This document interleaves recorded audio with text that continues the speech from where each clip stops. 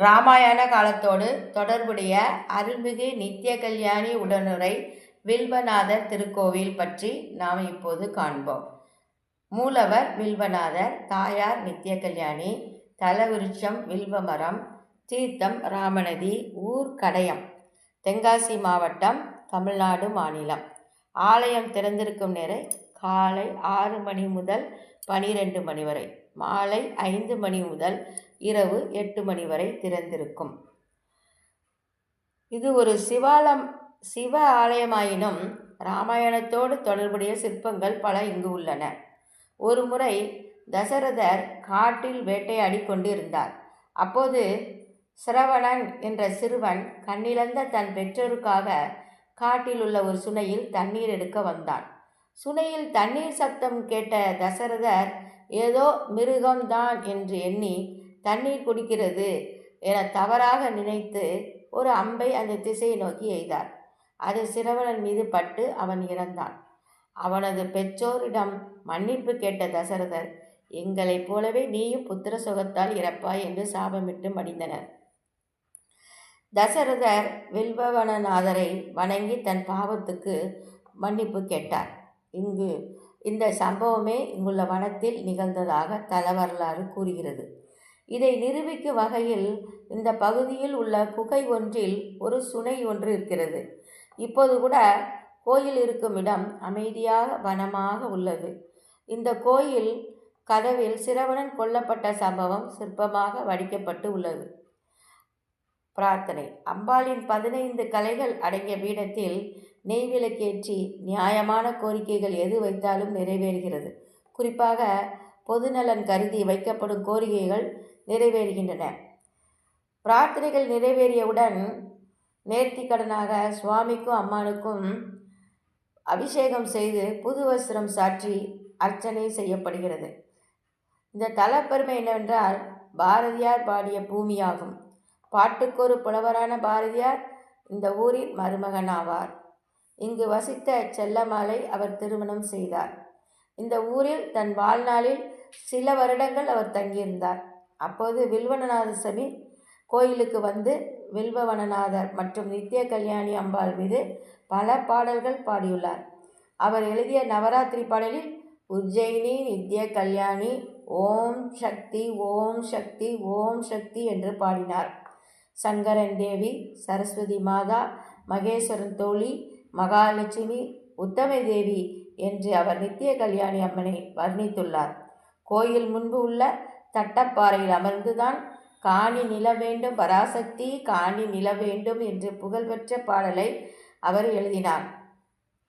இத்தலத்து அம்பாள் நித்திய கல்யாணி மிகுந்த உக்கிர தேவதையாக கிழக்கு நோக்கிய சன்னதியில் இருந்துள்ளார்.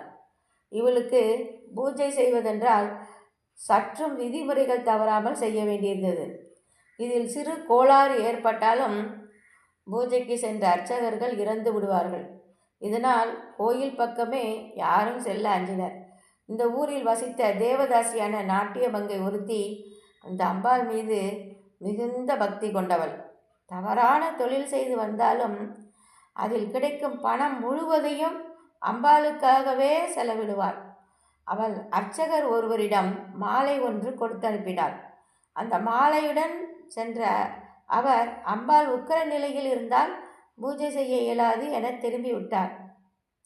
பிற்காலத்தில் பல யோசனைகளுக்கு பிறகு தெற்கு நோக்கியிருந்த ஒரு சன்னதியில் அம்பாள் சிலை வைக்கப்பட்டது. பொதுவாக சிறப்பு சாஸ்திரத்தின்படி அம்பாளின் சக்தியை 16 கலைகளாக சிலைக்குள் அடைக்கப்படுமாம். இதில் 15 கலைகளை பிரித்து ஒரு பீடத்தில் ஆவகானம் செய்யப்பட்டது.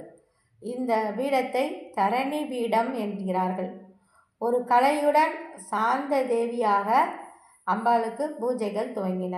அதன் பிறகு பிரச்சனை எதுவும் ஏற்படவில்லை. அம்பாளின் மகிமை. கல்யாணி என்ற பெயருக்கு சிறப்பான அர்த்தங்கள் உண்டு. வடமொழி நிகண்டுகளின்படி கல்யாண் என்றால் மங்களம், பரமானந்தம், அதிர்ஷ்டம், அழகு, வளம், கருணை, நன்மை தர வல்லது, ஆசிர்வாதம், பரிசுத்தமானது, வணங்கத்தக்கது, சொர்க்கம் என்ற பொருள்கள் உள்ளன. அதிலும் இந்த தலத்து அம்மன் நித்திய கல்யாணி என்பதால் எந்நாளும் எந்நேரமும் வரமருள்பவளாக கருதப்படுகிறாள். இவளது சன்னதியில் தங்க முலாம் பூசப்பட்டுள்ளது. அதிசய வில்வ மரம் இருக்கின்றது. சிவனுக்கு மிகவும் பிடித்தமான அர்ச்சனை பொருள் வில்வம்.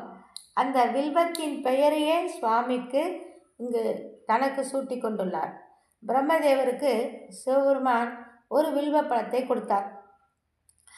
அதை மூன்றாக உடைத்த பிரம்மா ஒன்றை கைலாய மலையத்திலும், இன்னொன்றை பாரதத்தின் நடுவிலும், மற்றொன்றை மேருமலையிலும், தென்பொதிகை சாரலில் உள்ள துவாத சாந்தவனத்திலும் நட்டார்.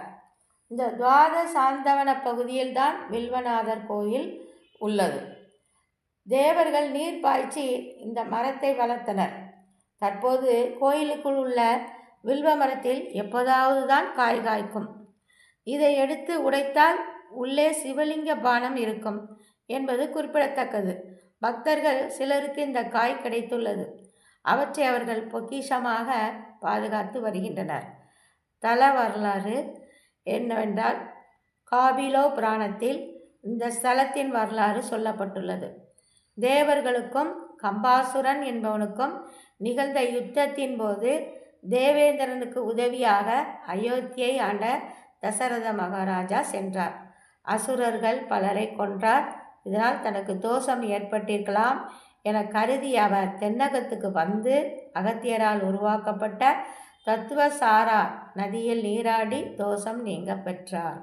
அந்த நதிக்கரையில் சுயம்புவாக எழுந்தருளியிருந்த வில்வவனநாதரை அவர் வணங்கினார். அவரது அருளால் ஸ்ரீமன் நாராயணனே அவருக்கு புத்திரராக பிறந்தார். அயோத்தியில் ராமராஜ்யம் நடந்தபோது அகால மரணமே யாருக்கும் ஏற்படவில்லை. இதை கண்டு பொறாமைப்பட்ட சம்புகன் என்ற கொடியவன் அங்கே அகால மரணம் ஏற்பட வேண்டும் என இறைவனை வேண்டி தவம் செய்தான். அவனை ராமபிரான் கொன்றுவிட்டார். அந்த தோஷம் நீங்குவதற்காக அவர் தத்துவசாரா நதியில் நீராடி வில்வவனநாதரையும் அவரது தேவியான நித்திய கல்யாணி அம்பாளையும் வணங்கினார். ராமபிரான் நீராடிய பிறகு இந்த நதிக்கு ராம நதி என்று பெயர் பெற்றது. இப்போதும் இந்த பெயரிலேயே இந்த நதி ஓடிக்கொண்டிருந்தது.